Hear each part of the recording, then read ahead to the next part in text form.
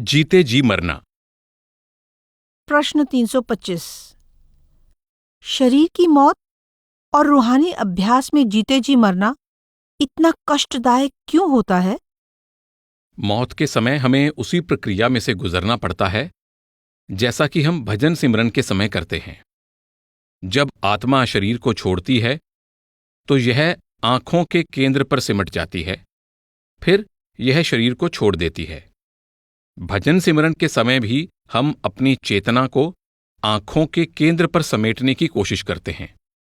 इसीलिए भजन सिमरन को जीते जी मरना कहा जाता है। यह वही प्रक्रिया है जिसमें से हमें मौत के वक्त गुजरना होता है। इसी कारण एक सत्संगी के लिए मौत कष्टदायक नहीं होती, क्योंकि वह हर रोज उस प्रक्रिया में से गुजरता है। असल में भजन सिमरन का मकसद ही मौत के लिए तैयारी करना है। हम हर रोज अपनी चेतना को वापस तीसरे तिल पर समेटने की कोशिश करते हैं, और मौत के समय भी हमें इसी प्रक्रिया में से गुजरना है। इसीलिए सेंट पॉल ने कहा था, मैं रोज मरता हूं। मैं अपनी चेतना को हर रोज तीसरे तिल पर एकाग्र करता हूं। इसीलिए इसे जीवित मरना, जीते जी मरना कहा गया है। अपनी चेतना को तीसरे तिल पर समेटना ही जीते जी मरना है। इसलिए दोनों ही पीड़ा देने वाले हैं। लेकिन अगर आप इसका अभ्यास करते हैं तो आप इस पीड़ा पर काबू पा लेते हैं और फिर पीड़ा बिल्कुल महसूस नहीं होती। इसीलिए सिमरन की प्रक्रिया बहुत धीमी होती है। सिमरन के जरिए हम अपनी चेतना को धीरे धीरे शरीर से समेटने की कोशिश करते हैं। अगर आपको अपने शरीर में से चेतना के सिमटाव का अभ्यास नहीं है तो मौत के वक्त आत्मा एकदम तीसरे तिल पर आ जाती है और शरीर को छोड़ देती है। इसीलिए उस समय इतना कष्ट होता है। अगर आप कांटों वाली झाड़ी पर एक कपड़ा डाल दें और फिर कपड़े को खींचें तो कपड़ा फटकर टुकड़े टुकड़े हो जाएगा। लेकिन अगर आप कपड़े को धीरे धीरे एक एक कांटे से हटाते जाएं तो कपड़े को जरा भी नुकसान नहीं पहुंचेगा और वह फटेगा भी नहीं। सिमरन और ध्यान का अभ्यास करना यानी भजन सिमरन करना, कपड़े को धीरे धीरे एक एक कांटे से हटाना है। हमारी पूरी चेतना सारे शरीर में फैली हुई है और हम इसे धीरे धीरे समेटने की कोशिश कर रहे हैं। चेतना को धीरे धीरे एकाग्र करने से कोई खास दर्द नहीं होता। लेकिन अगर आपकी चेतना एकदम से सिमटती है तो दर्द सहन नहीं होता। जैसा कि मैंने कहा कि अगर आप कपड़े को कांटों वाली झाड़ी से खींचते हैं तो वह फट जाएगा। इसीलिए कुछ लोग भजन सिमरन के वक्त बेहोश हो जाते हैं, क्योंकि वे अपने ख्याल को बहुत प्रेम और भक्ति से एकाग्र करते हैं।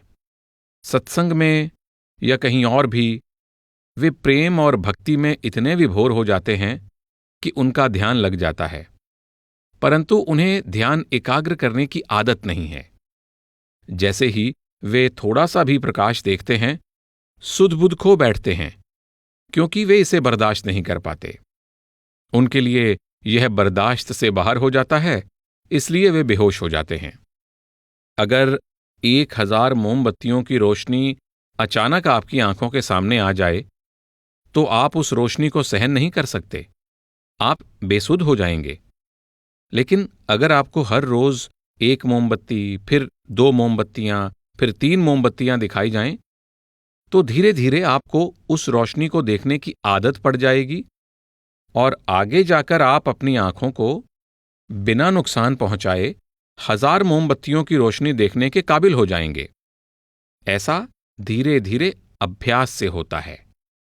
इसी तरह संतों द्वारा अपनाए गए सिमरन के तरीके से हमें भी अपनी चेतना को धीरे धीरे समेटना है, जो युगों युगों से इस पूरी रचना में फैली हुई है, ताकि हम बेसुध ना हो जाएं या खुद को नुकसान ना पहुंचा लें, या हमारे मन में इतना डर ना बैठ जाए कि हम भजन सिमरन में बैठना ही बंद कर दें। अगर आप अचानक प्रकाश देखते हैं या एक कशिश पैदा करने वाली आवाज सुनते हैं और आप उसे बर्दाश्त नहीं कर पाते, तो हो सकता है कि आप इतने डर जाएं कि भजन सिमरन में बैठना ही बंद कर दें। लेकिन अगर आप धीरे धीरे प्रकाश की एक छोटी सी किरण देखते हैं और एक धीमी सी आवाज सुनते हैं, तो धीरे धीरे आप इसके आदी हो जाते हैं और तब आप यह सब बर्दाश्त कर लेते हैं। आप इसका आनंद लेना शुरू कर देते हैं। इस प्रकार यह प्रक्रिया धीमी जरूर है, परंतु विश्वसनीय है। इसमें किसी को कोई नुकसान भी नहीं पहुंचता।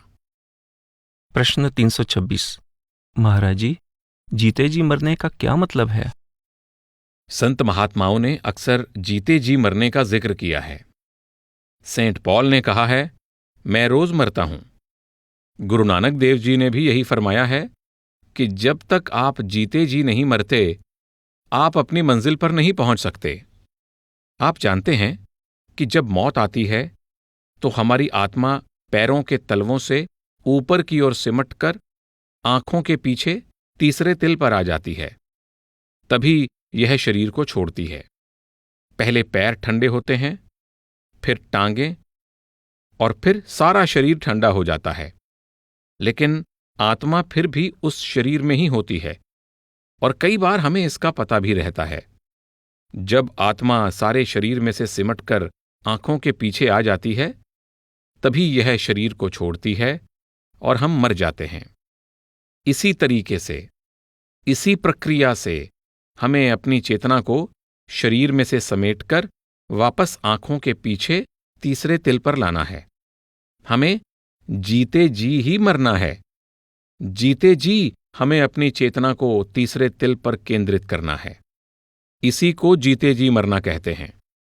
इसलिए जब तक हम अपनी चेतना को वापस तीसरे तिल पर लाकर अंदर शब्द या नाम के साथ नहीं जोड़ते, हमें जीते जी मरने का अनुभव नहीं हो सकता।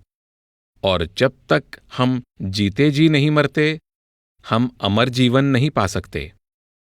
प्रश्न 327। क्या इस जीवन में पूर्णता प्राप्त की जा सकती है, या हम मरने के बाद ही परमात्मा के पास वापस जा सकते हैं? उस परमात्मा के पास वापस जाने के लिए रोज मरना पड़ता है। इसका क्या अर्थ है? यह बात मेरी समझ में नहीं आई। जब मौत होती है तो हमें क्या महसूस होता है? सबसे पहले हमारे पैर सुन्न होते हैं, फिर टांगें, और नीचे का धड़ सुन्न हो जाता है। लेकिन उस अवस्था में हमारे अंदर आत्मा होती है, हमें होश होता है, हम जिंदा होते हैं, हमारे अंदर प्राण होते हैं। जब आत्मा आंखों तक सिमट जाती है तो यह शरीर को छोड़कर एक तरफ हो जाती है और हम कहते हैं कि वह आदमी मर गया। अपने रूहानी अभ्यास में हम जीते जी ऐसा ही करते हैं। फर्क केवल इतना होता है कि उस समय हमारा शरीर से संबंध नहीं टूटता और अभ्यास खत्म होने पर हम शरीर में लौट आते हैं। इसे ही रोज मरना कहा जाता है। एक ईसाई महात्मा ने कहा है, मैं प्रतिदिन मरता हूं। इसका अर्थ यही है कि वह अपनी सूरत को हर रोज पैरों से लेकर आंखों के केंद्र पर ले जाता है ताकि अंतर में अपना रूहानी सफर तय कर सके। परमात्मा से मिलाप के लिए हमें शारीरिक रूप से मरने की जरूरत नहीं है, लेकिन उस मालिक से मिलाप के लिए हमें अपने रूहानी अभ्यास में हर रोज मरना है। हमें अपनी चेतना को समेटकर आंखों के पीछे लाना है। यही जीते जी मरना है। हम इसी तरह असली रास्ते पर चल सकते हैं। परमात्मा में समाने के लिए इस स्थूल शरीर को सदा के लिए छोड़ना जरूरी नहीं है। अगर हम इस जन्म में अपनी मंजिल पर नहीं पहुंच पाते, पर संत मार्ग पर आ जाते हैं, तो मुमकिन है कि हम अपने अगले जन्म में या उससे अगले जन्म में परमात्मा से मिलाप कर लें। लेकिन परमात्मा से मिलाप करने के लिए मौत का इंतजार करने की जरूरत नहीं है। हमें मनुष्य चोले में जीते जी रूहानी सफर तय करना है। हमारे इस मनुष्य जन्म का मकसद भी यही है कि हम अपने जीवन काल में ही परमेश्वर से मिलाप कर लें। प्रश्न 328। संत मत की कई पुस्तकों में हम मृत्यु के समय होने वाली पीड़ा के बारे में पढ़ते हैं। क्या मृत्यु के समय की पीड़ा शारीरिक पीड़ा है या यह एक प्रकार की मानसिक पीड़ा है? भजन सिमरन क्या है? यह और कुछ नहीं, केवल रोज मरने की तैयारी है। जब आपने इस मार्ग पर इतना अभ्यास कर लिया है, तब आप मौत की बिल्कुल भी परवाह नहीं करते। जब लोग नाटक प्रस्तुत करते हैं, तो वे इतना अभ्यास करते हैं कि नाटक के दिन पूरा नाटक करना उनके लिए बहुत आसान हो जाता है। लेकिन अभ्यास के बिना हम कदम कदम पर भूल जाते हैं। इसी तरह भजन सिमरन मरने के लिए उम्र भर की तैयारी ही है। यह अपनी चेतना को तीसरे तिल पर इकट्ठा करके शरीर में से निकल जाने का अभ्यास ही तो है। लेकिन यह और कई बातों पर भी निर्भर करता है। कभी कभी कई तरह के कर्मों का भुगतान शरीर में रहकर ही करना होता है, ताकि थोड़े बहुत बचे हुए कर्म आपको फिर से इस रचना में वापस ना ले आएं। इसलिए कभी कभी बेहतर यही होता है कि उन कर्मों को भुगत लिया जाए और इस देह में रहते हुए उनसे छुटकारा पा लिया जाए। सतगुरु ही बेहतर जानते हैं। हम इस विषय में कोई पक्का नियम नहीं बना सकते। परमात्मा ही इसके बारे में बेहतर जानता है। प्रश्न 329। जब हमारी चेतना पैरों से सिमटकर ऊपर की ओर जाती है, तो क्या हम नीचे के केंद्रों से गुजरे बिना सीधे आगे निकल जाते हैं? जब आप अपनी चेतना को तीसरे तिल में टिकाने की कोशिश करेंगे, तब आपका ध्यान अपने आप ही सिमटकर वहां चला आएगा और आपको आंखों से नीचे के केंद्रों का जरा भी ध्यान नहीं रहेगा। बाइबल में कहा गया है, मैं रोज मरता हूं। इस कथन द्वारा सेंट पॉल ने परमार्थ की भाषा में इसी भेद को समझाने की कोशिश की है। पूर्वी देशों के सभी संत हमें यही बताते हैं कि हमें जीते जी मरना है। हमें अपने ध्यान को शरीर में से समेटकर वापस तीसरे तिल में इकट्ठा करना है, और फिर यौगिक क्रियाएं करना बहुत मुश्किल है। आधुनिक युग में हम इन्हें नहीं कर सकते। आज तो हमें रूहानी अभ्यास के लिए 1 या 2 घंटे का भी समय नहीं मिलता। पुराने जमाने में जो योगी ये कठिन क्रियाएं करते थे, वे अपने आप को बहुत कड़े संयम में रखकर ही अपने लक्ष्य को पूरा कर पाते थे। इतना करने के बाद भी अगर वे ऊपर के आंतरिक मंडलों की ओर बढ़ना चाहते थे, तो उन्हें तीसरे तिल से ही अपनी यात्रा शुरू करनी पड़ती थी। आज के जमाने में हमारे लिए यौगिक क्रियाएं करना असंभव है। इसलिए संत समझाते हैं कि हमें नीचे के चक्रों पर ध्यान नहीं देना चाहिए, बल्कि ख्याल को तीसरे तिल में एकाग्र करके वहीं से ऊपर चढ़ना है। देहधारी सतगुरु हमें इन सब खतरों, कठिनाइयों, दुविधाओं और देरी से बचा लेते हैं। प्रश्न 330। महाराज जी, ज्यादातर पुस्तकें हमें बताती हैं या कम से कम इस ओर संकेत करती हैं कि सूरत के अंदर जाने से पहले सारा शरीर सुन्न हो जाता है। क्या हमेशा ऐसा होता है, या कभी कभी ये भी होता है कि कोई अंदर तो चला जाए लेकिन उसे पूरे शरीर का सुन्न होना महसूस ना हो? यह हो सकता है कि सूरत सिमट जाए, पर हमें यह महसूस ना हो कि शरीर सुन्न हो गया है। हम कहते हैं कि सूरत पैरों से ऊपर की ओर सिमटना शुरू होती है। इसी को हम सुन्न होना कहते हैं। इसका अर्थ यह नहीं कि शरीर सचमुच सुन्न हो जाता है। शरीर में से ध्यान का सिमटना, शरीर की सुध ना रहना, इसी हालत को सुन्न होना कहते हैं। जब आत्मा शरीर में बाहर की ओर फैली हुई नहीं रहती, बल्कि अंदर की ओर सिमट रही होती है, तब यह शरीर के सुन्न होने की अवस्था होती है। कभी कभी ऐसा भी महसूस होता है कि शरीर कुछ कुछ सुन्न हो गया है, पर ऐसा महसूस किए बिना भी आत्मा सिमटकर अंदर जा सकती है और हमें अंदर कई नज़ारे दिखाई दे सकते हैं। लेकिन तब उन्हें देखना हमारे वश में नहीं होता। जब आत्मा सचमुच सिमट जाती है, जब हमारा शरीर पूरी तरह सुन्न हो जाता है, तब अंदर के नज़ारे देखना हमारे वश में होता है। कभी कभी असल में आत्मा के सिमटाव के बगैर भी हमें किसी रूहानी झलक का अनुभव हो सकता है। अंदर से हमारा क्या मतलब है? यह है कि जब आप अपनी आंखें बंद कर लेते हैं तो आप अंदर होते हैं।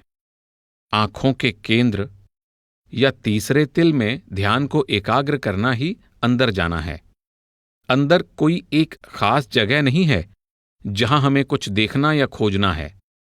जब आप दुनिया की किसी चीज के बारे में नहीं सोच रहे होते, तब आप यहां आंखों के केंद्र में होते हैं।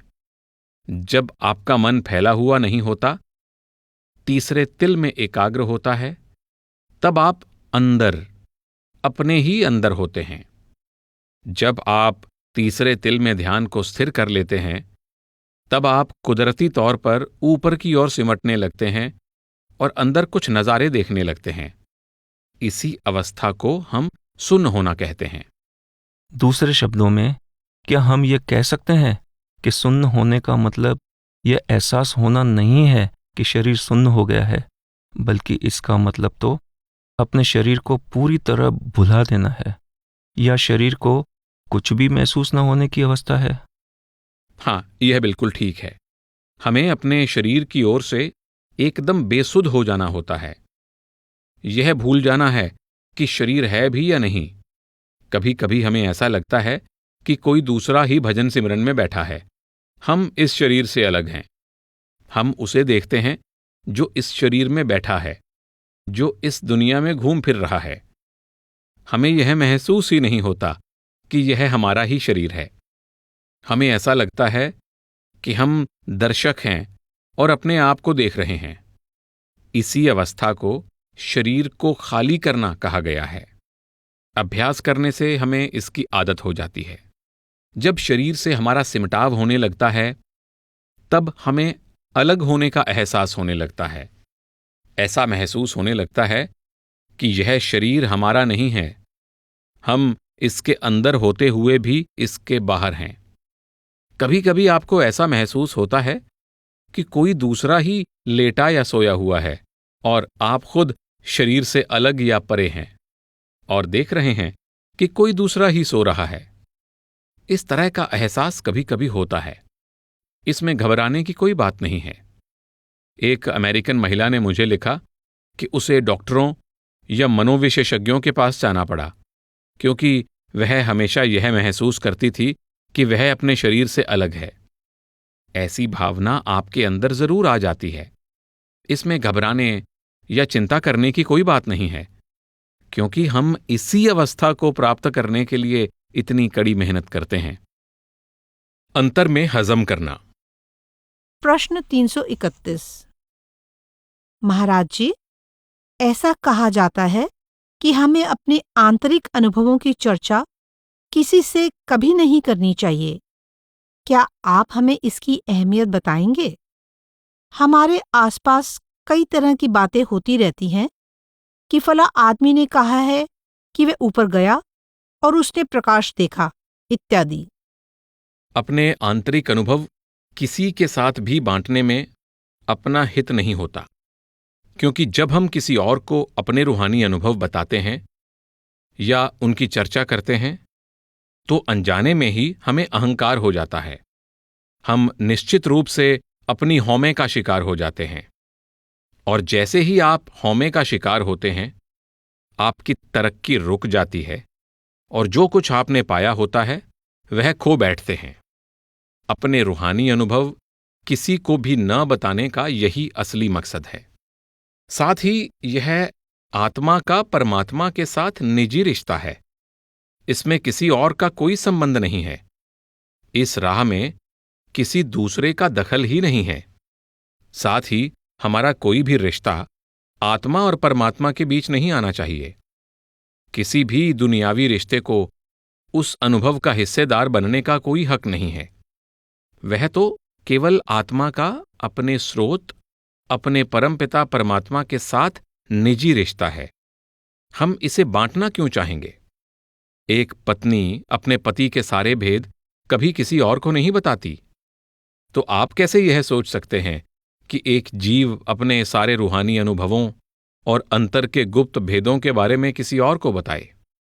उन्हें हजम करना चाहिए, और जितना ज्यादा आप हजम करेंगे, आपको अंतर में उतनी ही ज्यादा दया मेहर मिलेगी, और आप उसकी दया मेहर को उतना ही ज्यादा ग्रहण करने के लायक बनते जाएंगे। अगर हम अपने अनुभव बताना शुरू कर देते हैं, तो इसमें एक और खतरा हमेशा रहेगा कि हम करामात दिखाने लग जाएंगे। अहंकार से भरकर हम सोचने लगते हैं, मैं यह कर सकता हूं, मैं वह कर सकता हूं, और वैसा हो भी जाता है, क्योंकि आपने अपने अंतर में रूहानी तरक्की करके चेतना का एक खास मुकाम हासिल कर लिया होता है, और आपको अपनी रूहानी शक्तियों का पता भी नहीं होता, लेकिन आप कुछ कह देते हैं और करामात हो जाती है। ऐसा नहीं है कि आप हमेशा उन्हें दिखाना ही चाहते हैं, लेकिन आपके अंदर उन्हें दिखाने की शक्ति आ जाती है। अनजाने में ही आप वह सब करते हैं, और ऐसा करके आप हमेशा अपना ही नुकसान करते हैं। इसलिए बेहतर यही है कि आप अपनी रूहानी तरक्की को छिपा कर रखें, और अपने अंतर में जो कुछ भी हासिल किया है उसे हजम करें। आप बस यही कह सकते हैं, मैं अपने भजन सिमरन से खुश हूं। इसके अलावा जब दूसरे लोगों को पता लग जाता है कि आपने रूहानी तरक्की कर ली है और आपको प्रकाश दिखाई देता है, या आप रूहानी तौर पर अंतर में आनंद की अवस्था में हैं, तो वे आपकी खुशामद और बड़ाई करना शुरू कर देते हैं, और इससे हमेशा आपके लिए हौमे बढ़ने का खतरा बना रहता है। वे आपको जरूरत से ज्यादा आदर और सम्मान देना शुरू कर देते हैं, और आपको महात्मा और गुरु जैसा समझने लगते हैं इत्यादि। आपको भी लगने लगता है कि वाकई आप उस सम्मान के हकदार हैं, और नतीजा यह होता है कि आप वह सारी रूहानी तरक्की गंवा बैठते हैं। ऐसा खतरा हमेशा बना रहता है। लोग तो हमेशा मतलबी होते हैं। वे अपने स्वार्थ के लिए आपके आसपास घूमने लगते हैं, इसलिए नहीं कि वे आपकी रूहानी तरक्की से खुश हैं। वे तो आपकी रूहानी तरक्की से फायदा उठाना चाहते हैं। किसी को औलाद चाहिए, किसी को मान बढ़ाई चाहिए, कुछ चाहते हैं कि उनके बीमार रिश्तेदार ठीक हो जाएं।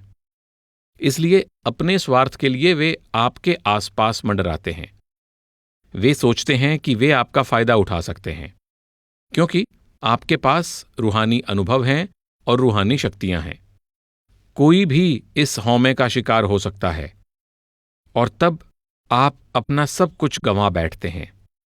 लोग आपको बेवजह अहमियत देने लगते हैं, और जैसे ही लोग किसी को किसी भी तरह की अहमियत देने लगते हैं, उसके पतन का खतरा हमेशा रहता है। इसलिए अपनी रूहानी तरक्की को हमेशा छिपाकर रखना ही अच्छा है।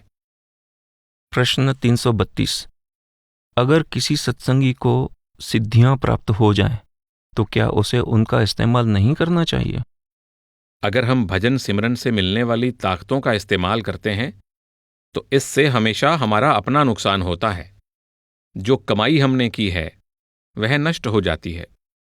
मालिक हमें रूहानी शक्ति इसलिए नहीं देता कि हम उसकी बराबरी करने लगें।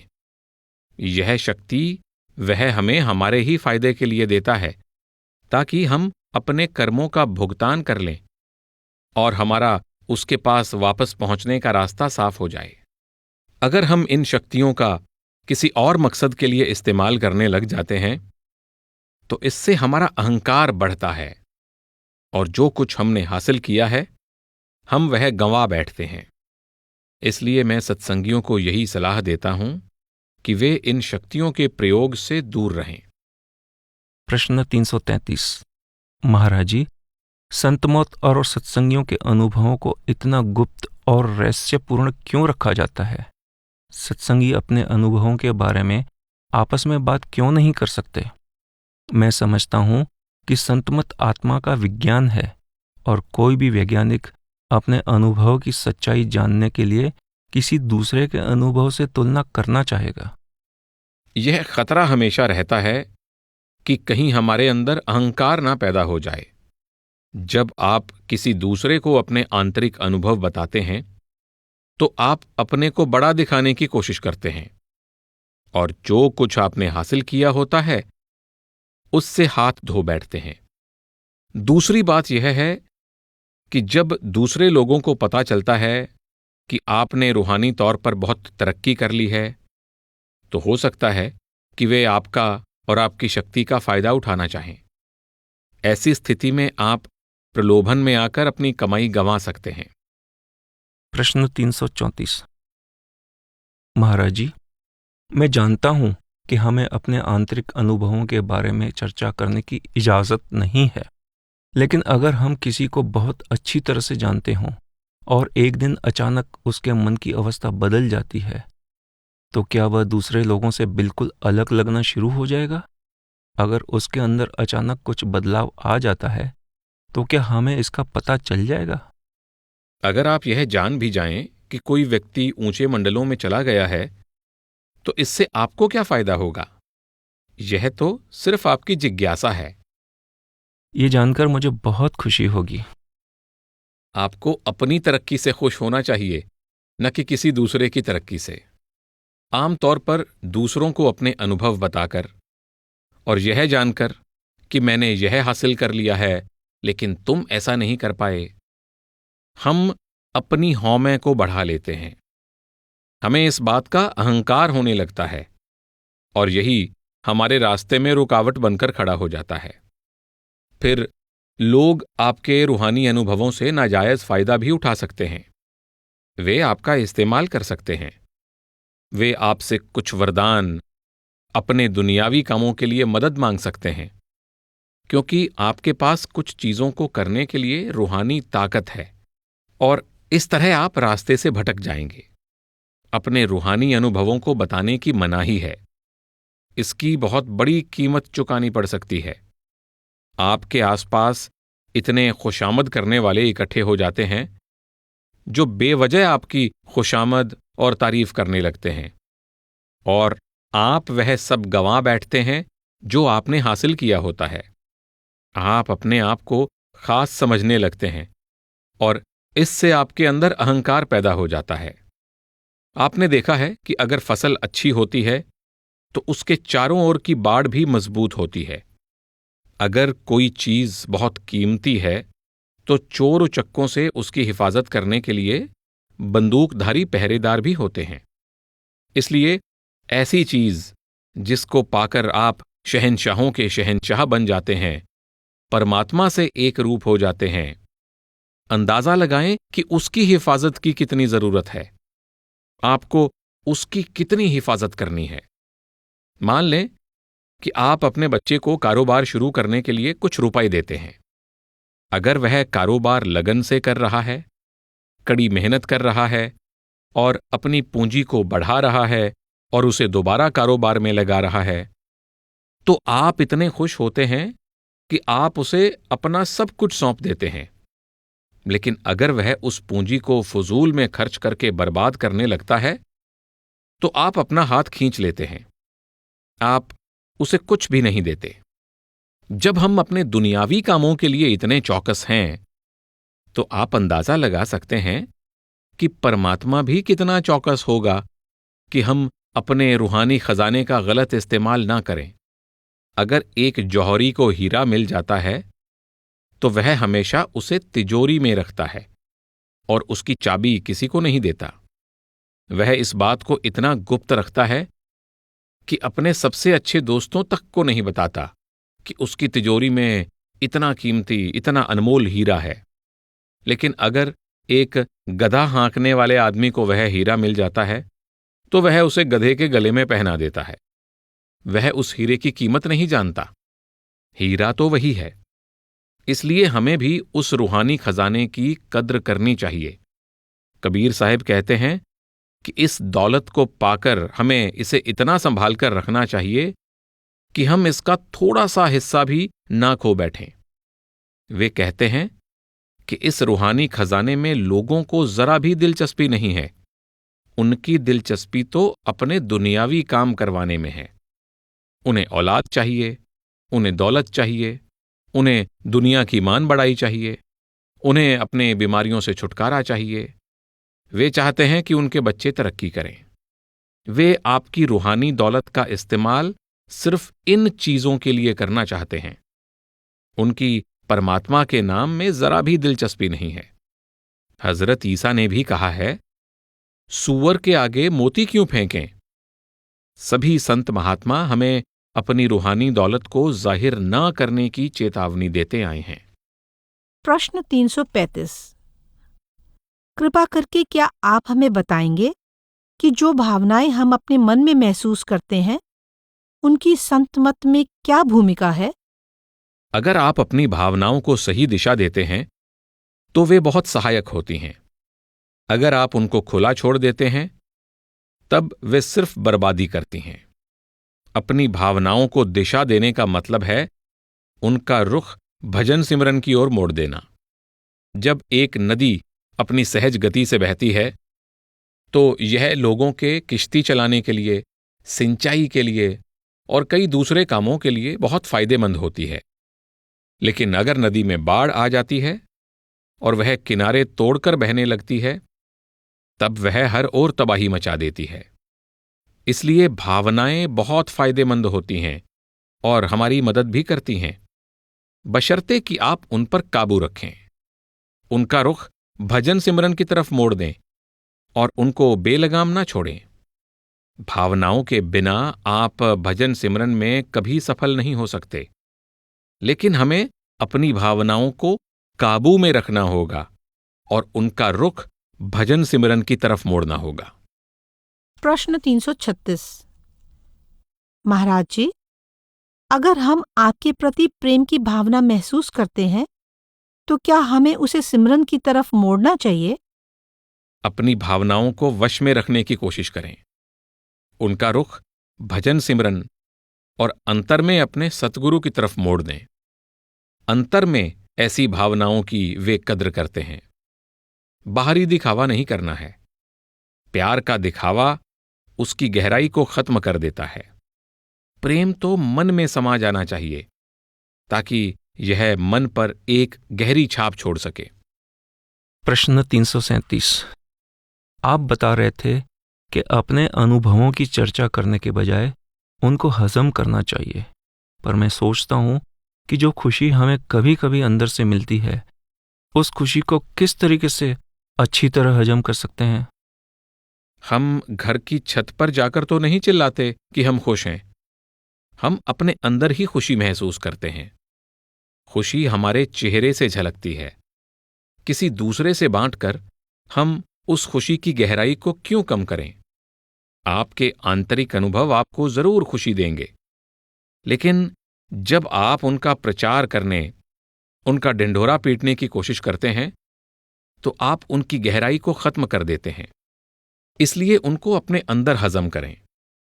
जब आप हजम करना सीख जाते हैं तो मालिक दया मेहर करके आप पर और ज्यादा बख्शिश करेगा। मैं अक्सर एक मिसाल देता हूं। एक बाप अपने बेटे को कोई कारोबार शुरू करने के लिए थोड़ी सी पूंजी देता है। अगर बेटा कारोबार में पूरा ध्यान लगाता है और उसे बढ़ाने की पूरी कोशिश करता है तो बाप उससे बहुत खुश होता है और कारोबार बढ़ाने के लिए उसे और ज्यादा पूंजी देता है।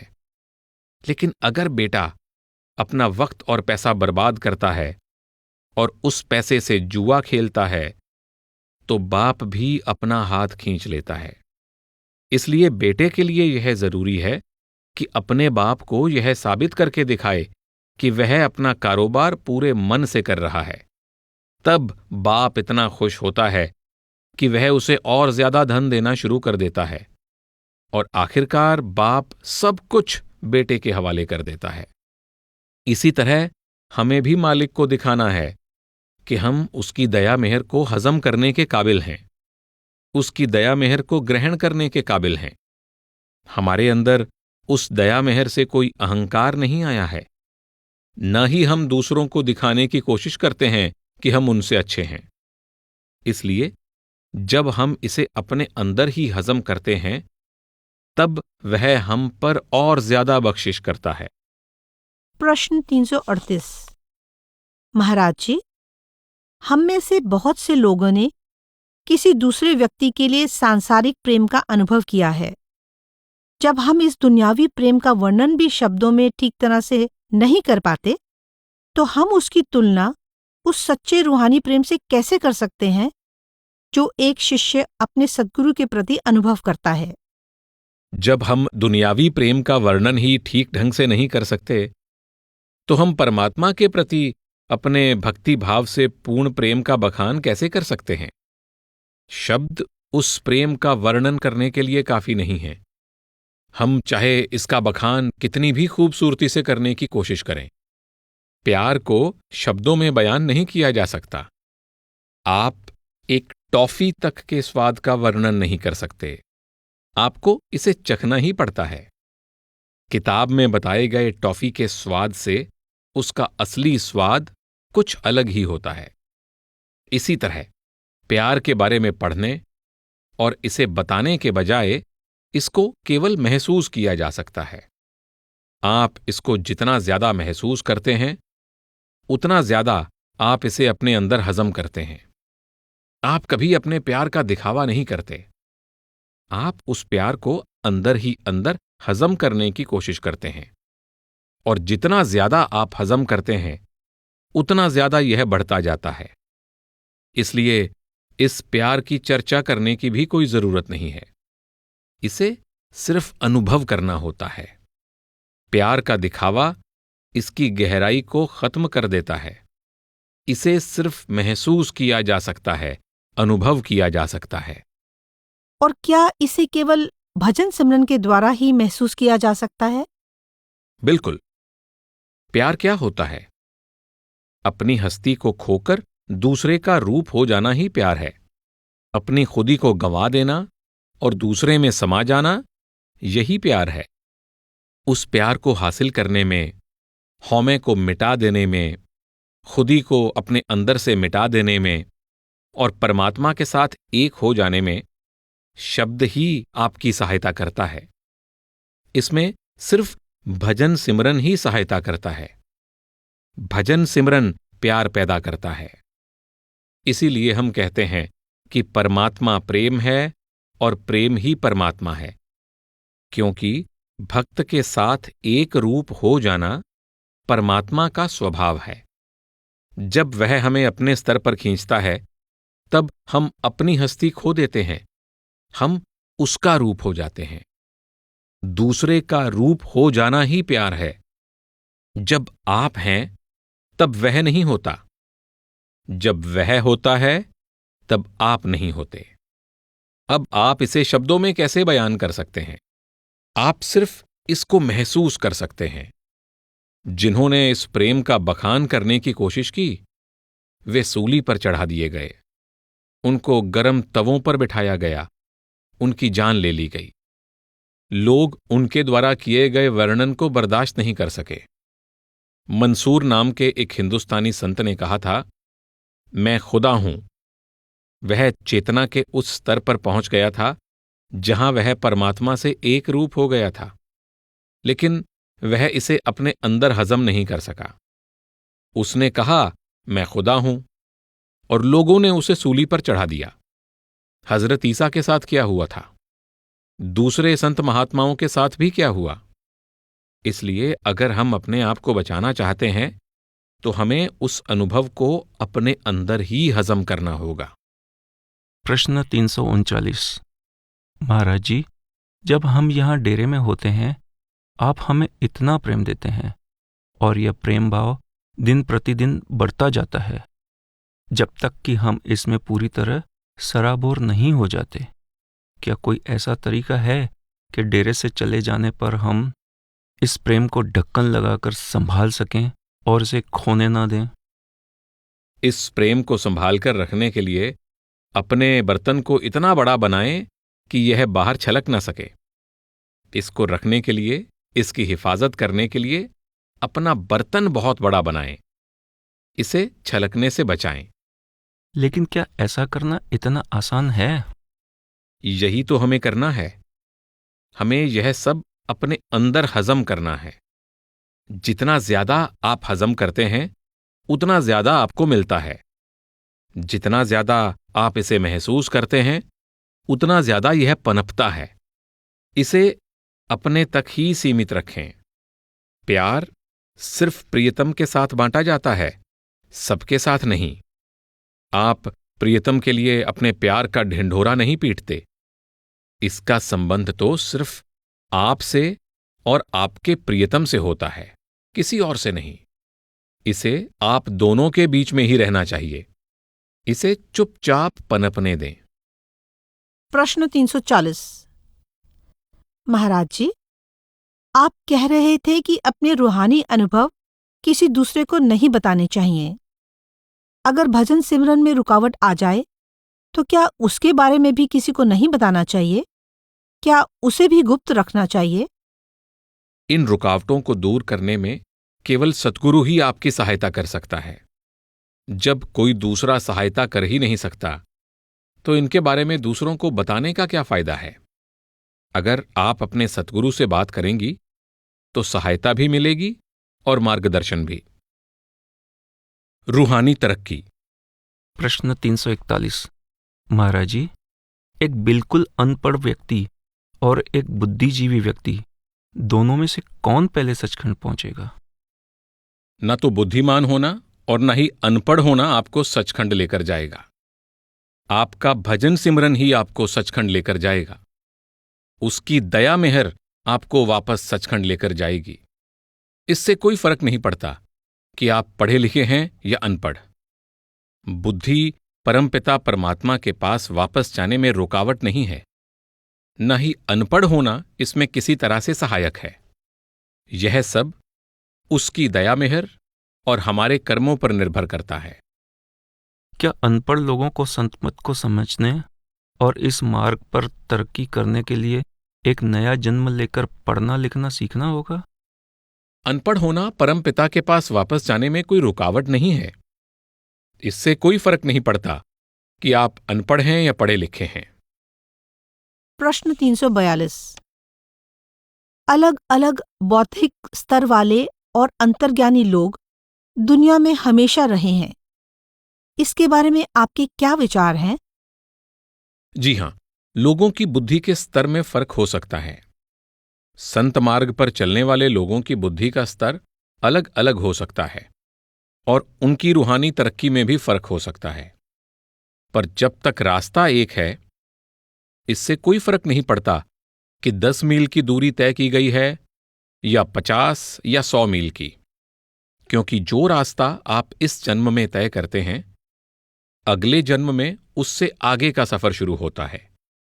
अगर आप इस जन्म में 10 मील चले हैं, तो अगले जन्म में आप 10 मील से आगे शुरू करते हैं और फिर शायद 50 या 100 मील और आगे बढ़ सकते हैं। आखिरकार आप मंजिल पर पहुंच ही जाते हैं। जब तक रास्ता वही है, उपदेश भी हमारे लिए एक ही है।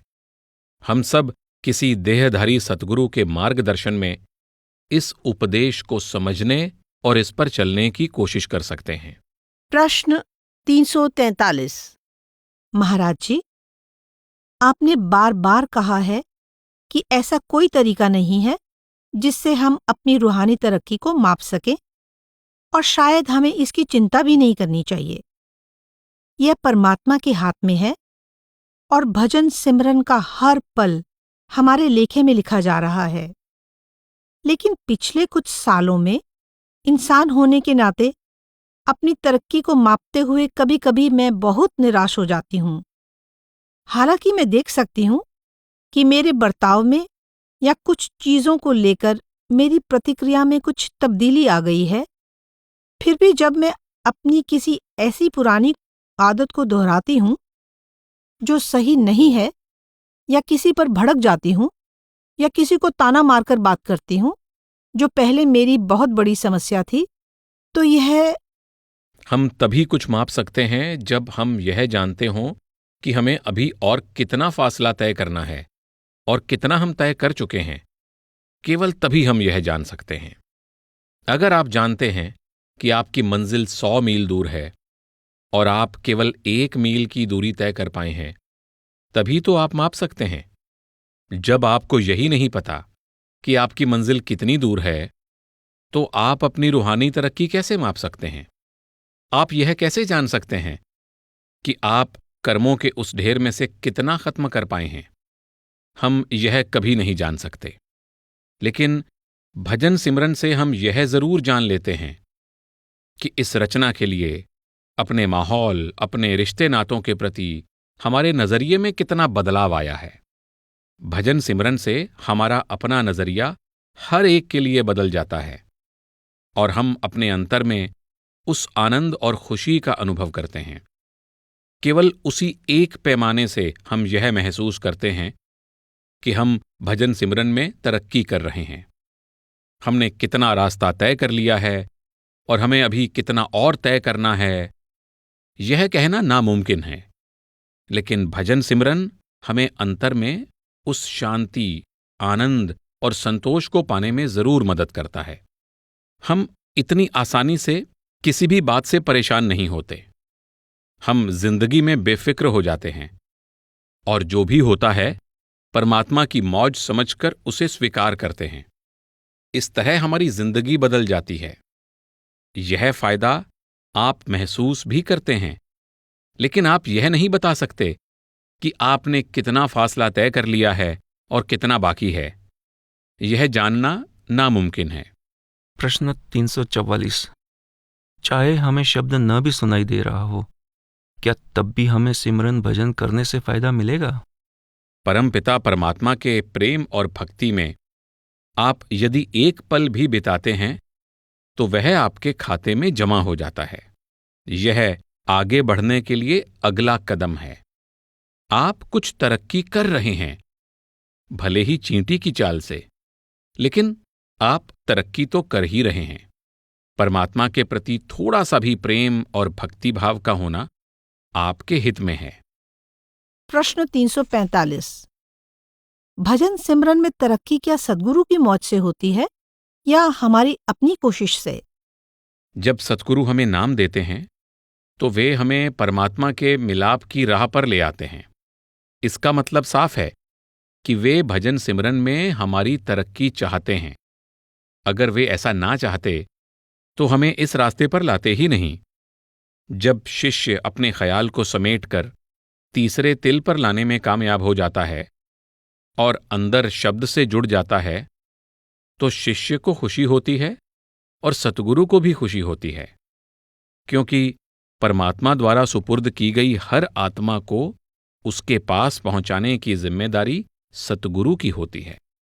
इसलिए जब आत्मा अंतर में परमात्मा की तरफ जाने के रास्ते पर तरक्की करती है तो कुदरती बात है कि सतगुरु को खुशी होती है। सतगुरु हमेशा यही चाहते हैं कि शिष्य इस रास्ते पर चलने की पूरी कोशिश करे। अगर शिष्य कोशिश कर रहा है तो सतगुरु भी दया मेहर करते जाते हैं। परमात्मा हमेशा हमारा सहायक होता है। प्रश्न 346। आपने कहा है कि हमारा पर्दा खुलने का समय पहले से ही तय है। जो समय हम आंतरिक अभ्यास के लिए देते हैं और उस दौरान जो कोशिश करते हैं, क्या यह हमारे अंदर का पर्दा खोलने की तैयारी है? जब परमात्मा चाहेगा कि आप कोशिश करें, आप अपने आप कोशिश करने लग जाएंगे। आपके पास कोई बहाने नहीं होंगे। वही आपको वह माहौल, सुविधाएं, मौका देगा, अंतर में कशिश और तड़प पैदा करेगा। तब आप कोशिश किए बिना रह ही नहीं सकते। ऐसा नहीं है कि सुबह 3 बजे आप खुद उठ रहे हैं। असल में कोई और ही आपको जगा रहा है। जब तक आप सुबह भजन में नहीं बैठते, आपको सारा दिन चैन नहीं मिलता। वह कोई और है जो आपके अंदर वह बेचैनी पैदा कर रहा है, जो आपको अपनी तरफ खींच रहा है। असल में कोई हमसे यह सब करवा रहा है। हमें अपनी तरफ से पूरी कोशिश करनी है। हमें किसी तरह के बहाने बनाने की कोशिश नहीं करनी चाहिए। लेकिन जब वह आत्मा को अपनी ओर खींचना चाहेगा तो खींच लेगा। प्रश्न 347। महाराज जी, एक दिन हम आत्मा और शरीर के बारे में बात कर रहे थे कि कुछ लोगों को अलग अलग कारणों से अनुभव होते हैं जिनमें वे महसूस करते हैं कि वे अपने शरीर को देख रहे हैं। ये जरूरी नहीं है कि वे रूहानी अनुभव ही हों। उनके इस नजरिए को हम कैसे समझ सकते हैं जब आत्मा केवल आंखों के केंद्र पर ही जाती है और उस समय शरीर में ही रहती है, तब वे अपने शरीर को किस तरह से देख सकते हैं? जब आपकी चेतना का विकास हो जाता है तो यह ऊपर उठकर आंखों के केंद्र पर आ जाती है। उस समय आप महसूस करते हैं कि आप शरीर से अलग हैं। आंखों के केंद्र से नीचे आपकी आत्मा शरीर में होती है और आप पूरी तरह से मन के अधीन होते हैं। इसलिए आप अपने को शरीर से अलग महसूस नहीं करते। लेकिन जब आपकी चेतना आंखों के केंद्र पर वापस आ जाती है और कभी कभी आत्मा मन से आजाद हो जाती है, तब आपको लगता है कि यह शरीर किसी और का है। आप केवल एक दर्शक की तरह इस शरीर को दुनिया में चलते हुए, हर तरह के काम करते हुए देख रहे हैं, लेकिन आप कोई और हैं। आत्मा केवल अपनी हस्ती, अपनी असलियत की पहचान कर रही है। रूहानी अभ्यास से आत्मा की अलग हस्ती का विकास होने लगता है। तब आत्मा अपने आप को इस दुनिया में चलते फिरते देखती है। आप अपने आप को देख रहे हैं, पर आप अपने आप का हिस्सा नहीं हैं। आप अपनी आत्मा को अपने आप से, अपने मन से, मन की गतिविधियों से अलग कर रहे हैं और आत्मा खुद अपने शरीर को देखना शुरू कर देती है। आप किसी से बात कर रहे होते हैं और अपने आप को उस व्यक्ति से बातें करते हुए देखते हैं। जब आप चल रहे होते हैं तो आप अपने शरीर को इस तरह देखते हैं मानो वह शरीर किसी स्टेज पर चल फिर रहा हो। यह आत्मा का आहिस्ता आहिस्ता मन से अलग होना है और मन की सब क्रियाओं को देखना शुरू करना है। यह अवस्था केवल रूहानी अभ्यास, रूहानी तरक्की से प्राप्त होती है।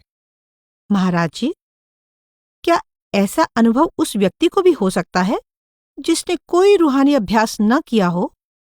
हाँ, कभी कभी यह हो सकता है।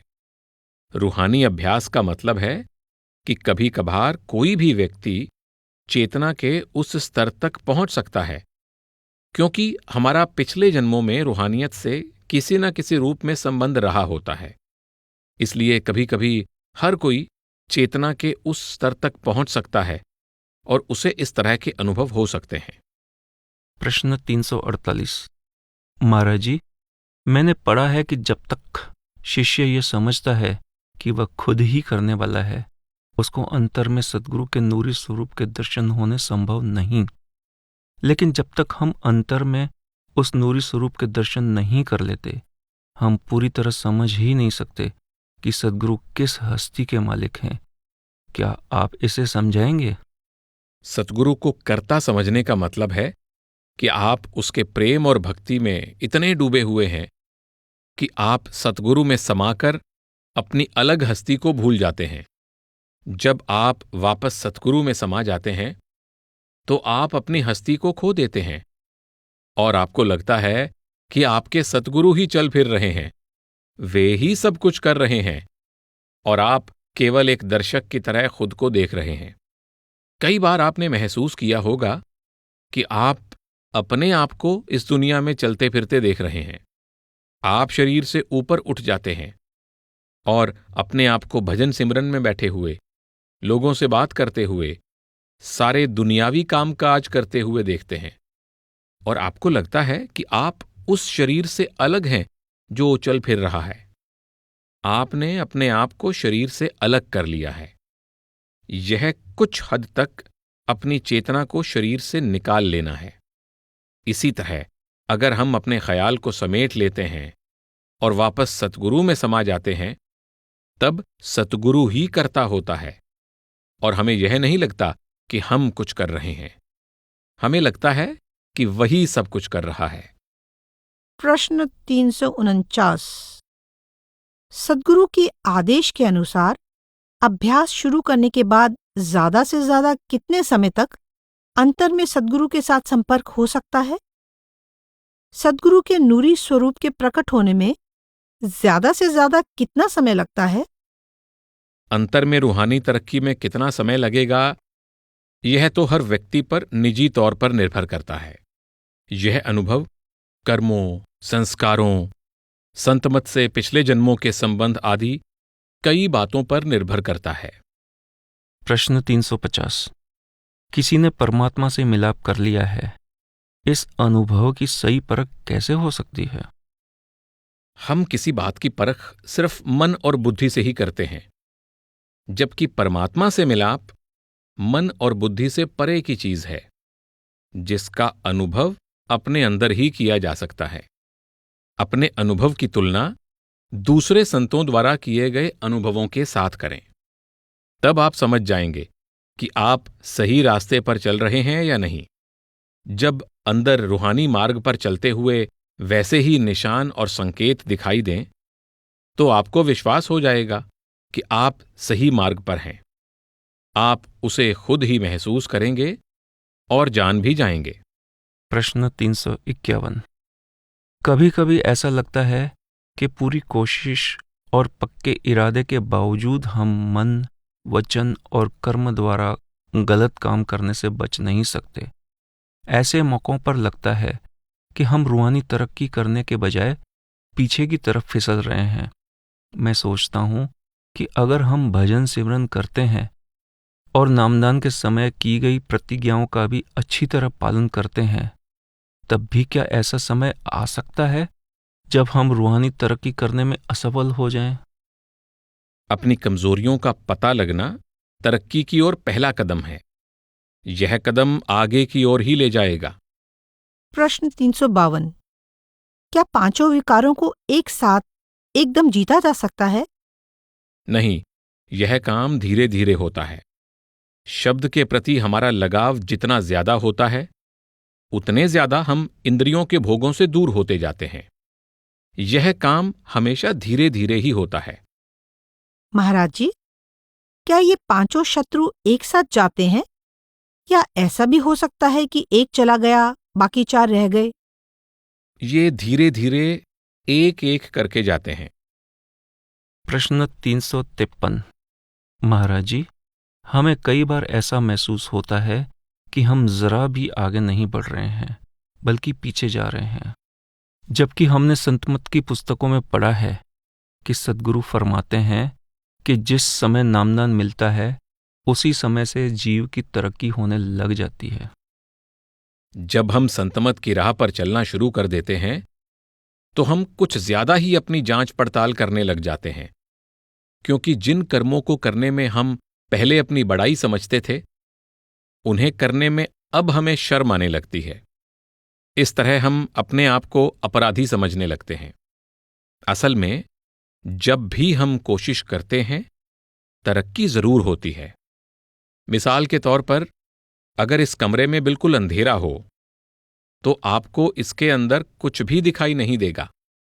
अगर रोशनी की एक छोटी सी किरण भी अंदर आ जाए, तो आपको इसी कमरे में उड़ती हुई बहुत सी बारीक चीजें नजर आने लग जाएंगी। रोशनी इन धूल के कणों को लेकर अंदर नहीं आई है। ये धूल के कण तो पहले ही अंदर थे, पर अब रोशनी के आने से ये हमें दिखाई देने लगे हैं। इसी तरह हमारे अंदर भी नाम लेने से पहले ही बहुत सी कमजोरियां होती हैं, लेकिन पहले हमें उन कमजोरियों का पता नहीं होता। जब हम इस मार्ग पर चलना शुरू कर देते हैं और हमारा हृदय प्रेम और भक्ति से भर जाता है, वह प्रकाश की किरण हमारे अंदर आ जाती है, तो हम अपने अंदर की कमजोरियों को देखना और उनकी जांच पड़ताल करना शुरू कर देते हैं। पहले हम उन्हीं कमजोरियों पर नाज करते थे, अब उन्हीं पर हमें शर्म आने लगती है। इसका मतलब यह नहीं है कि हम पहले से ज्यादा बुरे हो गए हैं। जब हम इस मार्ग पर चलना शुरू कर देते हैं, तो पहले से बेहतर होते जाते हैं। अब हमें अपनी कमजोरियों का एहसास होने लगता है। इससे पहले हमें अपनी कमजोरियों का एहसास नहीं होता। प्रश्न 354। क्या हिंदुस्तानी सत्संगी ज्यादा तरक्की कर सकता है, क्योंकि वहां प्रलोभन कम है? नहीं, मैं ऐसा नहीं समझता। रूहानी तरक्की का किसी स्थान से कोई संबंध नहीं है।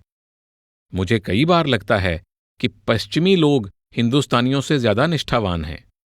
वे जो कुछ करते हैं, अपनी बुद्धि को संतुष्ट कर लेने के बाद लगन के साथ करते हैं। इससे कोई फर्क नहीं पड़ता कि आप अमेरिका में पैदा हुए हैं या भारत में, पश्चिम में या पूर्व में, या और कहीं भी। जहां तक आपने पिछले जन्म में तरक्की की है, इस जन्म में वहीं से आगे बढ़ना है। इससे कोई फर्क नहीं पड़ता कि आप कहां पैदा हुए हैं। प्रश्न 355। महाराज जी, क्या यह संभव है कि हमारे अवचेतन मन में ऐसे भी मोह हों जिनका हमें पता न हो? कभी कभी हमें अपने मोह के बंधनों का एहसास नहीं होता। हमें लगता है कि हमारे अंदर कोई मोह नहीं रहा, पर जब इस तरह के कोई हालात सामने आते हैं तो पता लगता है कि हमारे मोह के बंधन कितने मजबूत हैं। हमारे इस जन्म के और पिछले जन्मों के मोह ही हमें बार बार दुनिया में खींच लाते हैं, क्योंकि जब तक मोह खत्म नहीं हो जाते, सब कर्मों का भुगतान नहीं हो जाता, हमारी रूहानी तरक्की नहीं हो सकती। अभी हम इस जन्म के मोह के बंधनों के बारे में सोचते हैं, पर हो सकता है कि पिछले जन्मों के ऐसे गहरे मोह हमारे अंतर में दबे पड़े हों जिनका हिसाब चुकाना अभी बाकी है। ये मोह हमें खींचकर वापस दुनिया में भी ला सकते हैं। चाहे हमने रूहानी तरक्की कर ली हो तब भी? हाँ, चाहे तरक्की कर ली हो तब भी, पर तब हम निश्चित रूप से आगे की ओर ही जाएंगे, पीछे की ओर नहीं। हमारा जन्म पहले की तुलना में बेहतर माहौल में होगा, जिसमें कर्मों का कर्ज आसानी से चुकाया जा सके। एक बार हम तरक्की करना शुरू कर दें तो हमेशा आगे ही बढ़ेंगे, पीछे नहीं जाएंगे। संतमत में नाकामयाबी की कोई जगह नहीं है। हम आगे ही आगे बढ़ते हैं, पर जब तक मोह के बंधन नहीं छूटते, हम वापस निज घर नहीं जा सकते। भजन सिमरन के जरिए ये पिछले जन्मों के मोह भी नष्ट किए जा सकते हैं। जब हम समझते हैं कि कोई तरक्की नहीं हो रही, उस वक्त भी असल में तरक्की हो रही होती है, जिसका हमें पता नहीं होता। दीवार की एक ओर से दूसरी ओर तक छेद करना हो तो जब तक सीमेंट की अंतिम पतली परत भी नहीं टूट जाती, दूसरी ओर दिखाई नहीं देता। यह भी पता नहीं चलता कि अभी और कितना तोड़ना बाकी है। इसी तरह हमें अपनी तरक्की दिखाई नहीं देती। हमारे पिछले जन्मों के संचित कर्मों का बहुत बड़ा भंडार होता है। जब तक इस भंडार को खत्म नहीं करते और प्रारब्ध कर्म भी भुगत नहीं लेते और आगे के लिए कोई नए बीज नहीं बोते, हम वापस कैसे जा सकते हैं?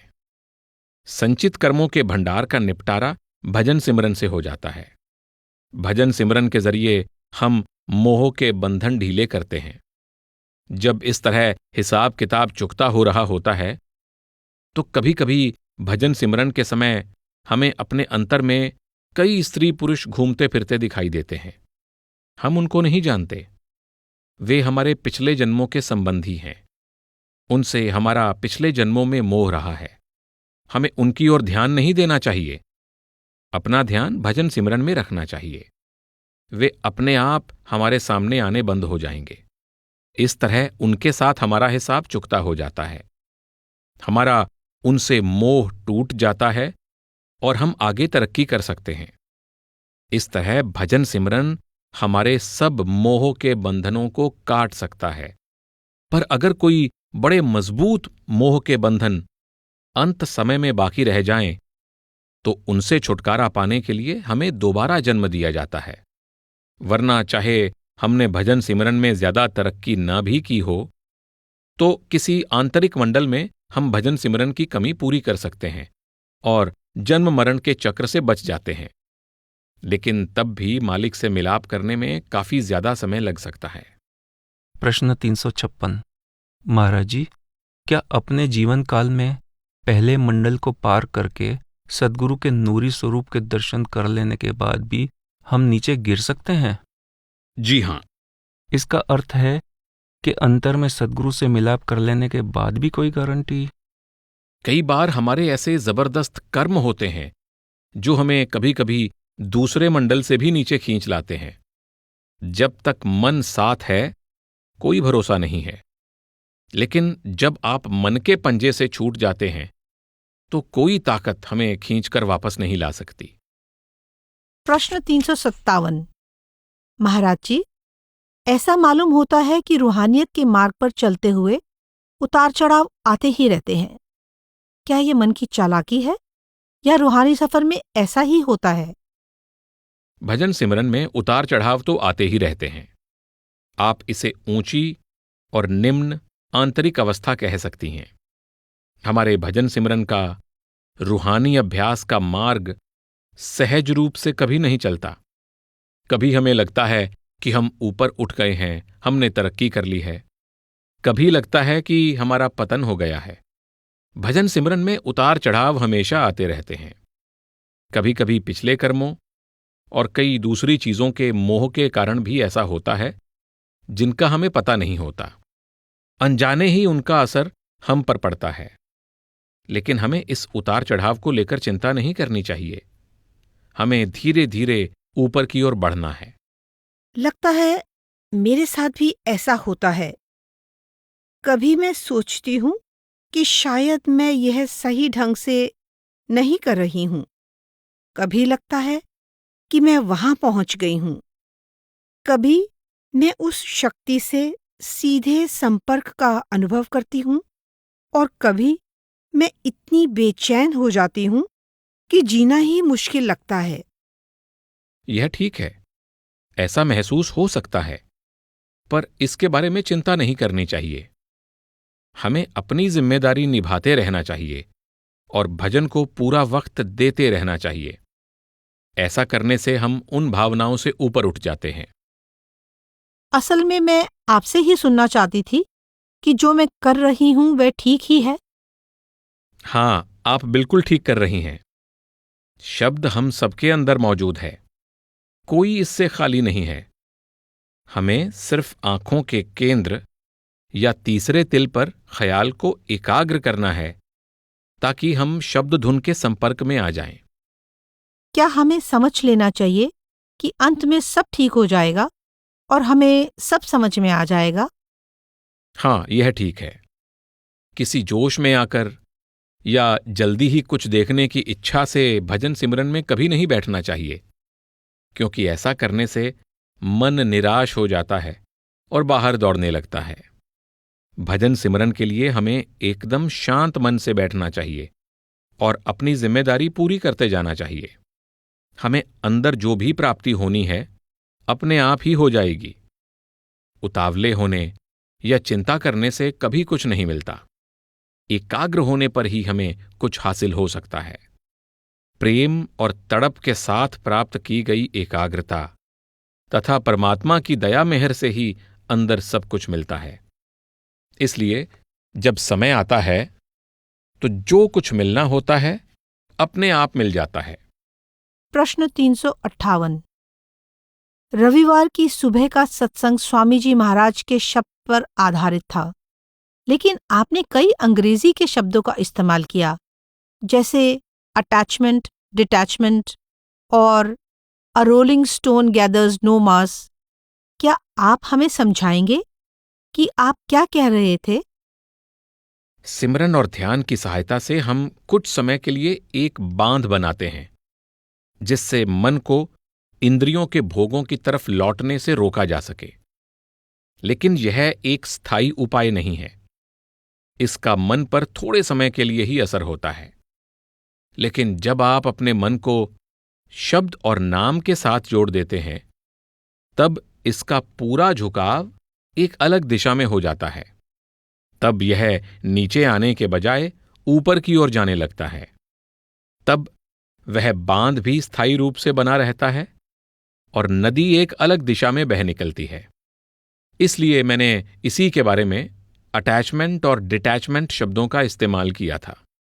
जब आपका मन सिमरन और ध्यान की सहायता से अंतर में उस दिव्य धुन के साथ जुड़ जाता है, तब यह नीचे इंद्रियों की ओर नहीं आता, क्योंकि अगर आपको एक मीठी चीज मिल जाए तो आपको कड़वी या बेस्वाद चीज अच्छी नहीं लगती।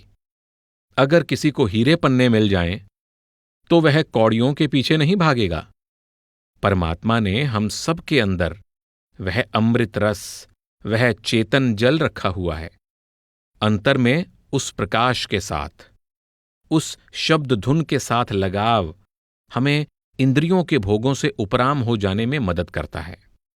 और जब मैं कहता हूं a rolling stone gathers no moss, तो आमतौर पर मेरा मतलब यह होता है कि जब तक हम अंतर में उस प्रकाश और शब्द धुन पर पूरा ध्यान केंद्रित नहीं करते, हम ज्यादा तरक्की नहीं कर पाएंगे। अगर हम हमेशा डामाडोल ही रहते हैं, अगर हमारा मन हर ओर भागता रहता है, जैसे मैं मंदिर चला जाऊं, मैं चर्च भी चला जाऊं, मैं यह कर्मकांड कर लूं या कोई दूसरा भी कर लूं, मैं इस मार्ग या उस दूसरे मार्ग को भी अपना लूं, तो कुछ भी हासिल नहीं हो पाएगा। आपका ध्यान केवल भजन सिमरन की ओर और संत मार्ग की ओर, अंतर में मधुर शब्द धुन की ओर ही केंद्रित होना चाहिए। किसी भी कर्मकांड की, किसी भी रीति रिवाज की कोई जरूरत नहीं है। सब कुछ भजन सिमरन में ही आ जाता है। हठ योग, धार्मिक रीतियों और कर्मकांड आदि के करने से आपको कुछ भी हासिल नहीं होगा। यह तो सिर्फ अपने आप को धोखा देना है। हिंदुस्तान में परमात्मा की पूजा के कई तरह के बाहरी कर्मकांड हैं। दूसरे धर्मों में भी ऐसा ही होता होगा। कुछ लोग घर बार छोड़कर अलग अलग रंगों के कपड़े पहन लेते हैं और सोचते हैं कि परमात्मा के पास वापस जाने के लिए यही काफी है। कुछ तो कपड़े ही नहीं पहनते, कुछ अपने शरीर पर भस्म मल लेते हैं, कुछ अपने कान छिदवा लेते हैं या लंबी जटाएं रख लेते हैं और कई तरह के कर्मकांड में पड़ जाते हैं। कुछ लोग दान पुण्य और समाज सेवा में विश्वास रखते हैं। वे समझते हैं कि परमात्मा के पास वापस जाने के लिए यह काफी है। कुछ लोग सोचते हैं कि धर्म ग्रंथों का पाठ या पवित्र नदियों में स्नान करना ही काफी है। इसलिए इन सब बातों के संदर्भ में मैं a rolling stone gathers no moss कहावत का इस्तेमाल करता हूं। अगर आप अपने मन को इन सब दिशाओं में दौड़ने देंगे और भजन सिमरन भी करना चाहेंगे, तो आप कुछ ज्यादा हासिल नहीं कर पाएंगे। मानो आप एक ऐसा लुढ़कता हुआ पत्थर हैं जिस पर जरा भी काई नहीं जम सकती। आपको अपना ध्यान शब्द धुन की ओर एक चित्त होकर लगाना होगा। केवल तभी वह शब्द धुन आपको खींच सकेगी। वरना अगर आपका मन डामाडोल है, अगर आपके मन में हर तरह की शंकाएं हैं, तो आप कुछ ज्यादा हासिल नहीं कर पाएंगे। प्रश्न 359। क्या लगन से किए गए भजन सिमरन के फल को सद्गुरु रोक लेते हैं? कई बार यह फल हमारे हित में नहीं होता, लेकिन तरक्की हमेशा होती रहती है। जब जब हम भजन सिमरन करते हैं, हर बार तरक्की हमेशा होती है, लेकिन फल को रोककर रखा गया है या नहीं, यह कहना बहुत मुश्किल है। नतीजा तो पूरी तरह से उसके हाथ में है।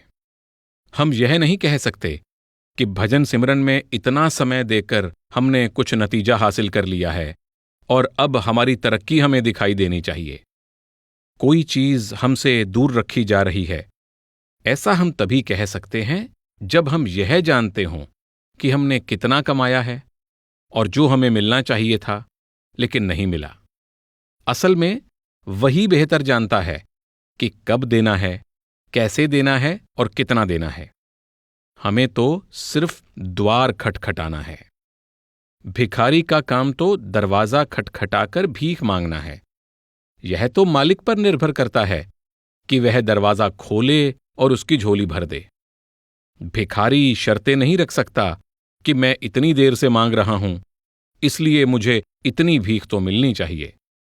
हमें अपने भजन सिमरन को इस नजरिए से नहीं देखना चाहिए कि हमने भजन सिमरन में इतनी कमाई कर ली है लेकिन इसका फल नजर नहीं आ रहा।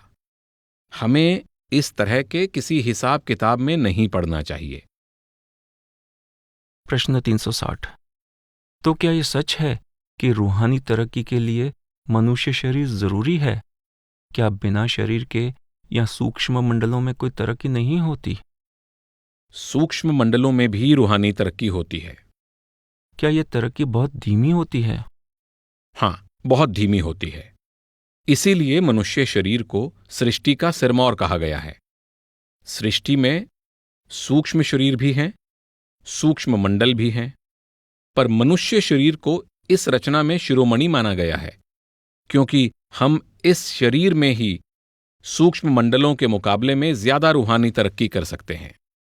लेकिन अगर इस देह में पूर्ण सतगुरु से मिलाप हो चुका हो तो अंदर सूक्ष्म मंडलों में भी तरक्की हो सकती है, और तब जरूरी नहीं कि दोबारा देह में आना पड़े। प्रश्न 361। एक दिन शाम को हम इस दुनिया में किए गए भजन सिमरन और अंतर के सूक्ष्म मंडलों में किए गए भजन सिमरन पर चर्चा कर रहे थे। इन दोनों में क्या अंतर है? अंतर के भजन सिमरन के मुकाबले में इस दुनिया में भजन सिमरन करने का क्या फायदा है? वहां के मुकाबले आप यहां बेहतर तरक्की करते हैं, क्योंकि आपके चारों तरफ इतने दुख और क्लेश हैं कि आप इस रचना से तंग आ जाते हैं और यहां से निकलना चाहते हैं। लेकिन वहां कोई दुख नहीं है, कोई क्लेश नहीं है, इसलिए आपका झुकाव भजन सिमरन की ओर ज्यादा नहीं होता। यहां आपका झुकाव भजन सिमरन की ओर बहुत ज्यादा होता है, और सतगुरु भी यहां देह स्वरूप में मौजूद होते हैं। वहां के मुकाबले में यहां दया मेहर भी ज्यादा होती है, लेकिन अंत में हर एक आत्मा को वापस ले जाया जाएगा। वहां सिर्फ वक्त ज्यादा लगता है। प्रश्न 362। महाराज जी, मौत के बाद जब जीवात्मा किसी और मंडल में जाती है तो वहां क्या करती है? क्या वहां आत्मा को इस दुनिया की तरह ही कार्य करने पड़ते हैं? शायद आज सुबह ही मैं यह बात आपको स्पष्ट कर चुका हूं। वहां कोई काम नहीं करने पड़ते। वहां प्रेम ही ऊपर की तरक्की में सहायक होता है। मैंने कल कहा था कि इस देह में रहते हुए हम सूक्ष्म मंडलों से कहीं ज्यादा रूहानी तरक्की कर सकते हैं, क्योंकि यहां हमें रोज अपने चारों तरफ इतने दुख दिखाई देते हैं कि हम इनसे दूर भागना चाहते हैं। इसलिए हम हमेशा मालिक के बारे में सोचते हैं, उसके पास लौटना चाहते हैं। हम इस जगत में फंसे नहीं रहना चाहते, इसलिए उस तक पहुंचने के लिए खूब मेहनत करते हैं। मालिक से मिलने की गहरी तड़प के बिना हम वापस उससे मिलाप नहीं कर सकते, क्योंकि वहां कोई दुख या जन्म मरण नहीं होता, इसलिए मालिक से मिलने की तड़प बहुत कम होती है। प्रश्न 363। महाराज जी, किसी को भजन सिमरन करने के लिए हमेशा एक अच्छा माहौल कैसे मिल सकता है? और अगर ऐसा माहौल मिल भी जाता है, फिर भी वह अच्छी तरह से भजन सिमरन करने के लिए अपने मन को काबू न कर सके तो? केवल माहौल ही हमारी सहायता नहीं करता। इस दुनिया से मन के उपराम हो जाने पर ही हम अंदर तरक्की करते हैं। इसलिए जब तक हम दुनिया से दुखी नहीं हो जाते और हमारे मन में परमात्मा के पास वापस पहुंचने की तड़प नहीं होती, जब तक हमारे अंतर में प्यार और भक्ति की भावना नहीं आती जो हमें परमात्मा की ओर खींचती है, तब तक हम कोई तरक्की नहीं कर पाते। सिर्फ माहौल ही हमारी सहायता नहीं करता, अंतर से कशिश भी होनी चाहिए। परमात्मा हर एक को वह कशिश देता है। जब उसने बीज बो दिया है, यह देर सवेर अंकुरित हो ही जाएगा। अगर बीज ही नहीं होगा तो अंकुरित होने के लिए भी कुछ नहीं होगा। अगर बीज है तो इसे एक बड़ा पेड़ बनने के लिए सिर्फ पोषण की जरूरत है। इस तरह उसकी दया मेहर तो है ही, और कुदरती बात है कि उसकी कशिश भी होगी। प्रश्न 364। क्या कुछ लोग दूसरे लोगों के मुकाबले में ज्यादा आसानी से अंतर में चले जाते हैं? सभी शिष्यों का अपना अपना माहौल होता है जहां से वे आते हैं। कुछ शिष्यों को नामदान के वक्त ही शब्दधुन सुनाई देने लगती है, कुछ को नामदान के वक्त प्रकाश दिखाई देता है, और कुछ ऐसे भी हैं जिनको उन दोनों के संपर्क में आने के लिए कड़ी मेहनत करनी पड़ती है। और हमें यह भी कहा जाता है कि हम अच्छे जिज्ञासु बने और अच्छी तरह दरवाजा खटखटाने वाले बने। हाँ, यह जीवन भर चलने वाली लड़ाई है। हमें इसे न सिर्फ भजन सिमरन के वक्त ही जारी रखना है, बल्कि इसे पूरी जिंदगी जारी रखना है। यह बिजली का बटन नहीं जिसे आप जब चाहे दबाकर चला दें या बंद कर दें। प्रश्न 365। क्या रूहानी मार्ग के अलग अलग स्तर होते हैं और जैसे जैसे हम रूहानी तरक्की करते हैं हम और ऊपर जाते हैं? जितनी आप तरक्की करते हैं उतना आपका प्रेम बढ़ता जाता है। जितना ज्यादा आप इस मार्ग पर चलते हैं उतने ही आप परमपिता परमात्मा के प्रेम और भक्ति से भरपूर होते हैं। आप जितनी ज्यादा उसकी जुदाई महसूस करते हैं उतना ज्यादा आप उससे एक होने की कोशिश करते हैं। प्रश्न 366। क्या इसकी कोई खास वजह है कि नामदान मिलने के बाद वापस जाने के लिए 4 जन्मों का समय चुना गया है? हमें ज्यादा से ज्यादा 4 जन्म दिए जाते हैं। आपका मतलब है कि 6 क्यों नहीं? हाँ, 4 जीवन तो बहुत कम लगते हैं। अगर आप चाहते हैं तो आपको और मिल सकते हैं। नहीं, सब कुछ 4 जन्मों में सीमित करके सद्गुरु के लिए इतना मुश्किल क्यों बना दिया गया है? स्वामी जी यह बात इस प्रकार समझाते हैं। एक जन्म सतगुरु की भक्ति और प्रेम के लिए है। दूसरा जन्म भजन सिमरन करने और शब्द और नाम में समाने, उस शब्द में जीने और हमेशा उस शब्द और नाम रूपी अमृत की खुमारी में रहने के लिए है। तीसरा जन्म त्रिकुटी के पार जाने के लिए, दूसरे और तीसरे मुकाम पर जाने के लिए है जहां से आपको फिर जन्म नहीं लेना पड़ता। चौथा जन्म वापस सीधे ऊपर जाने के लिए है। यह परमात्मा का विधान है, लेकिन उनके कहने का यह मतलब नहीं है कि हमें 4 जन्म लेने ही होंगे। इसका मतलब है कि अगर आप बहुत धीरे भी चलें तब भी आप अपने सफर को 4 जन्मों में पूरा कर सकते हैं। अगर कोई भाग सकता है, कोई बड़ी तेज रफ्तार से जा सकता है तो और भी अच्छा है। प्रश्न 367। एक आदमी जिसे खुशकिस्मती से नामदान मिल गया हो, चाहे देर से ही सही, पर हो सकता है उसे इस जीवन में अपने जन्म को सफल करने या रूहानी अभ्यास करने के लिए ज्यादा वक्त ना मिले, इसलिए वह दोनों में पिछड़ जाता है। उसे इस नेक कार्य को जारी रखने के लिए दोबारा जन्म लेना पड़ सकता है, या फिर क्या ऐसा हो सकता है कि सद्गुरु की दया मेहर से उसे पहली मंजिल को पार करने दिया जाए, जहां से आगे उसे एक और जन्म लेने की कष्ट को सहे बिना अपना रूहानी सफर जारी रखने का मौका मिल जाए?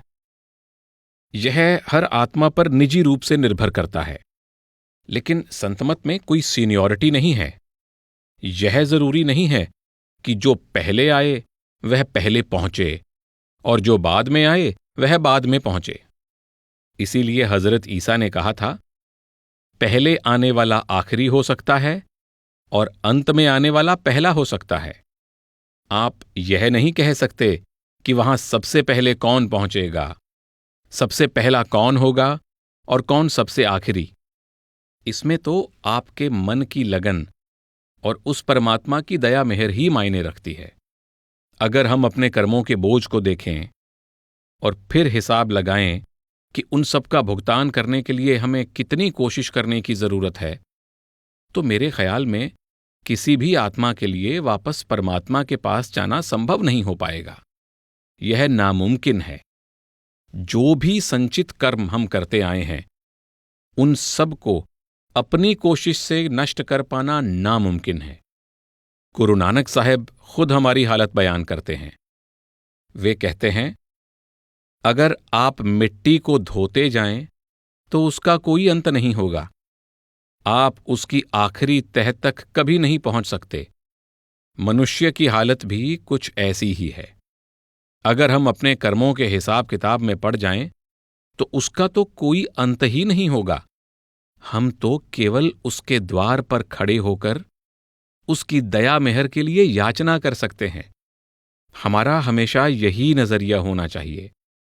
हम तो केवल उसके द्वार पर खड़े होकर खटखटा सकते हैं और उसकी दया मेहर का इंतजार कर सकते हैं। हमें अपनी तरफ से पूरी कोशिश करनी है। हमें द्वार खटखटाना है, लेकिन हम यह नहीं कह सकते कि इतने सालों तक कोशिश करके हम अपने कर्मों का भुगतान कर लेंगे। 4 जन्मों की तो बात ही क्या, अगर हमें अपनी कोशिश से सभी कर्मों का हिसाब चुकाना पड़े तो 20 जन्म भी काफी नहीं है। यह सब उसकी दया मेहर है। उसकी दया मेहर से ही हम भजन सिमरन करते हैं और तब रचना के लिए हमारे मन का रवैया बदल जाता है। हम रचना के मोह से बंधे नहीं रहते। ऐसा हो जाना बहुत बड़ी बात है। मोह के बंधन ही हमें वापस रचना के स्तर पर खींच लाते हैं। भजन सिमरन के प्रति हमारा नजरिया हमारे मन को इस रचना के मोह से अलग कर देता है और ऐसा नजरिया हमारी मदद करता है। आपने चाहे अंतर में कितनी भी तरक्की क्यों ना कर ली हो, या आपकी चाहे कितनी कम ही तरक्की क्यों ना हुई हो, या फिर आपने बिल्कुल भी तरक्की ना की हो, पर इस रास्ते पर चलते हुए, भजन सिमरन करते हुए आपका मन उस अवस्था तक अवश्य पहुंच जाता है जहां आप किसी के भी मोह में नहीं बंधे रहते। यही भाव हमारी बहुत सहायता करता है और हमें इस रचना में वापस आने से बचाता है। बाकी सब उसकी दया मेहर है। इसलिए किसी को भी यह नहीं सोचना चाहिए कि उसे भजन सिमरन के लिए बहुत कम वक्त मिला है और दूसरों को बहुत ज्यादा समय मिला है, क्योंकि यह सब तो सिर्फ उसकी दया मेहर पर निर्भर है। जब वह आपको खींचना चाहता है तो वह खींच लेता है। इसका समय या उम्र के साथ कोई लेना देना नहीं है। हमें भले ही अपनी उम्र की चिंता हो, लेकिन उसे हमारी उम्र से कोई लेना देना नहीं है। उसका संबंध तो केवल आत्मा से है। इसलिए जब वह अंतर से खींचता है तो खींच ही लेता है। वही जानता है कि सबसे अच्छा क्या है। हमें तो सिर्फ कोशिश करनी है। प्रश्न 368। हजरत ईसा ने कहा था, बहुत से लोग बुलाए जाते हैं लेकिन थोड़े से ही चुने जाते हैं। जिन जीवों को आप बुलाते हैं उनमें से कितने फीसदी चुने जाते हैं? असल में हजरत ईसा एक मिसाल दे रहे थे। उन्होंने कहा था कि जब कोई संत महात्मा आता है तो उसके जीवन काल में बहुत से लोग इकट्ठे हो जाते हैं। इसका मतलब है कि बहुत से लोग रूहानी मार्ग पर लाए जाते हैं। उन्हें नामदान दिया जाता है और उन्हें उस परमपिता परमात्मा के प्रेम तथा भक्ति से सराबोर कर दिया जाता है। लेकिन उसी जीवन में उनमें से हर एक परमपिता परमात्मा से मिलाप नहीं कर पाएगा। उस जीवन में थोड़े से लोग ही चुने जाएंगे। दूसरे जीवों को और जन्म लेना पड़ेगा। यह सब इस रास्ते पर हमारी रूहानी तरक्की पर निर्भर करता है। फिर भी हम सब अपनी मंजिल की ओर बढ़ रहे हैं। संतजन तो हजारों को नाम की बख्शिश करते हैं, लेकिन उनमें से थोड़े से खुशकिस्मत लोग ही उसी जन्म में वापस जाकर परमपिता परमात्मा में समा सकते हैं। कुछ विरले ही उसी जन्म में परमात्मा तक पहुंचने के लिए चुने जाते हैं। दूसरे लोगों को अपने आप को सुधारने का, रूहानी मार्ग पर और ज्यादा तरक्की करने का मौका मिलेगा और आखिरकार वे भी वापस परमात्मा तक पहुंच जाएंगे। जिस किसी को भी परमपिता ने बुलाया है वह अंत में परमात्मा तक जरूर पहुंच जाएगा। प्रश्न 369।